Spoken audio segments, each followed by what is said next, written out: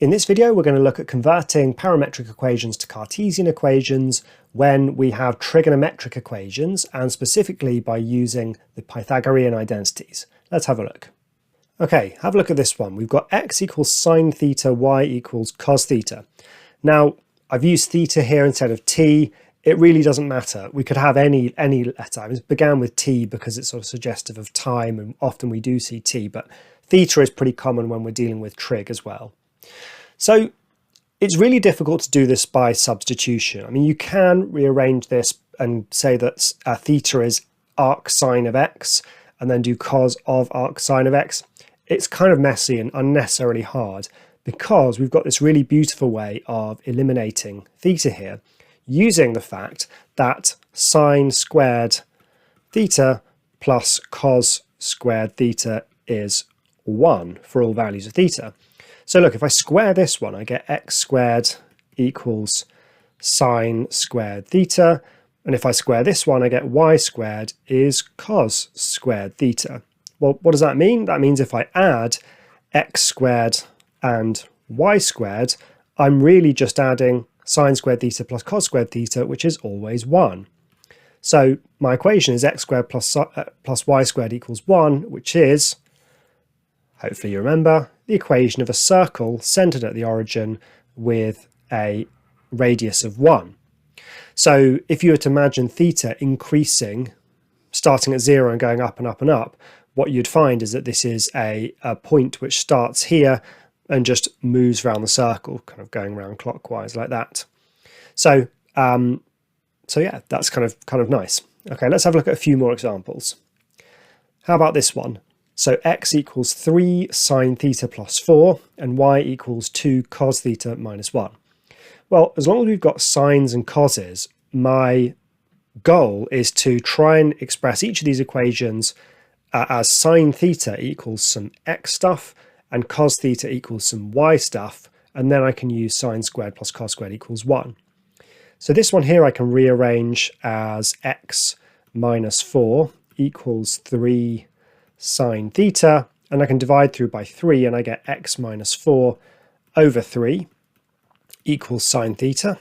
And this one here I can get y plus 1 equals cos theta equals 2 cos theta, and dividing through by 2, y plus 1 over 2 is cos theta. And now I can use my Pythagorean identity and say that sine squared theta plus cos squared theta is 1, which means that x minus 4 over 3, all squared, sine squared theta, plus y plus 1 over 2, cos theta squared, equals 1. And this is actually the equation of an ellipse, which is kind of nice. So it's an ellipse which is not centered at the origin. Okay, one more example. Okay, so this one here is altogether more challenging. It's x equals tan 3t minus 1 and y equals cos of 3t plus 2.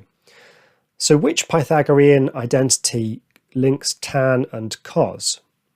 Well, there isn't one, but there is one which links tan and sec. So I know that tan squared theta plus 1 is always the same as sec squared theta. Now don't worry about the 3t. 3t is just our theta. So it doesn't matter what the subject, what the angle size is, as long as it's the same in both. Okay, and since I want to use this to eliminate my trig terms, I'm actually going to rearrange it into this form. 1 is sec squared theta minus tan squared theta.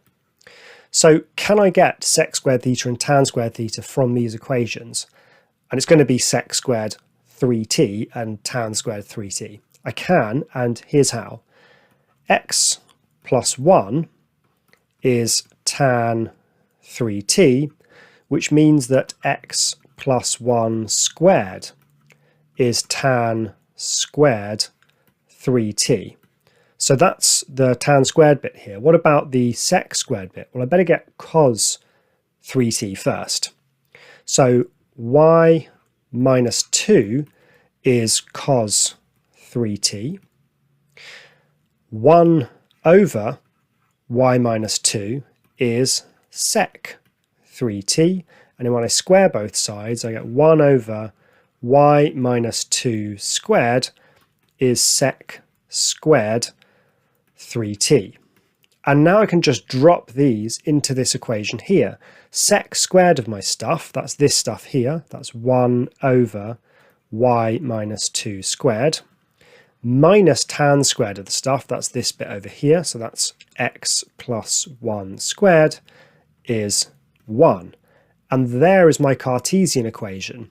Pretty complicated, right? And definitely simpler to express in parametric form. That's kind of the point. But look, we can convert to Cartesian if we need to using Pythagorean identities.